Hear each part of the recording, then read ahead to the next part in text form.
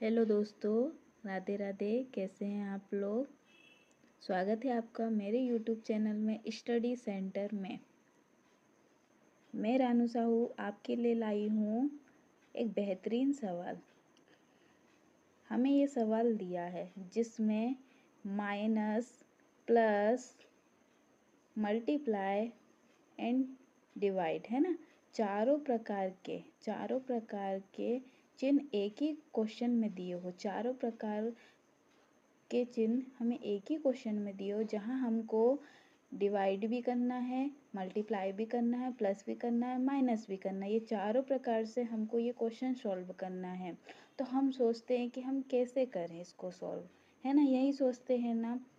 तो मैथमेटिक ने हमें एक बोर्ड मास का नियम दिया है ना, जिसकी सहायता से हम ये क्वेश्चन सॉल्व कर सकते हैं, है ना। बोर्ड मास का नियम क्या है, हम उसको समझते हैं। बोर्ड मास का नियम क्या होता है? बोर्ड मास का रूल या नियम, है ना। नियम को क्या बोलते हैं? रूल, है ना, और हिंदी शब्द होता है इसका नियम। बोर्ड मास का नियम क्या होता है? बी मतलब क्या होता है? बी मतलब होता है ब्रैकेट, है ना। बी मतलब क्या होता है? ब्रैकेट्स। ब्रैकेट्स, ब्रैकेट मीन्स छोटा ब्रैकेट भी होता है ना, स्मॉल ब्रैकेट या कर्ली ब्रैकेट या बिग ब्रैकेट, है ना। इस तरह के जो भी ब्रैकेट होते हैं उनको ब्रैकेट्स बोलते हैं ना। बी मतलब ब्रैकेट्स, ठीक है। ओ मतलब क्या होता है?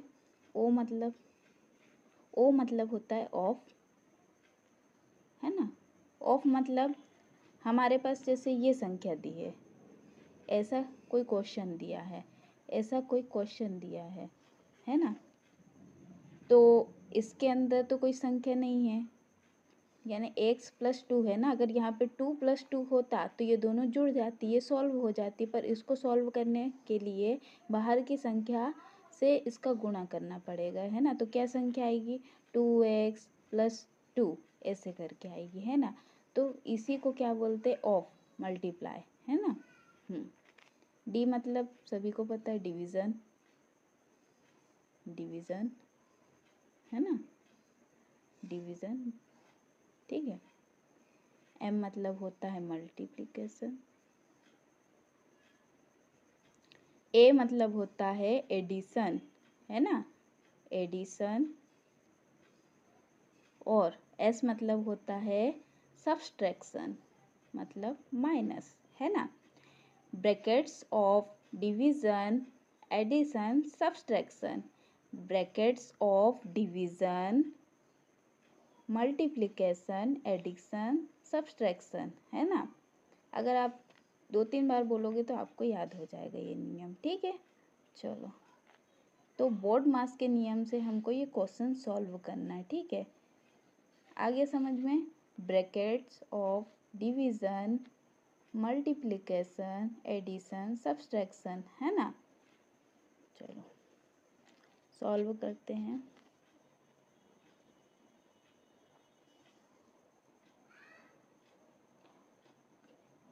जैसे हमें ये क्वेश्चन दिया है,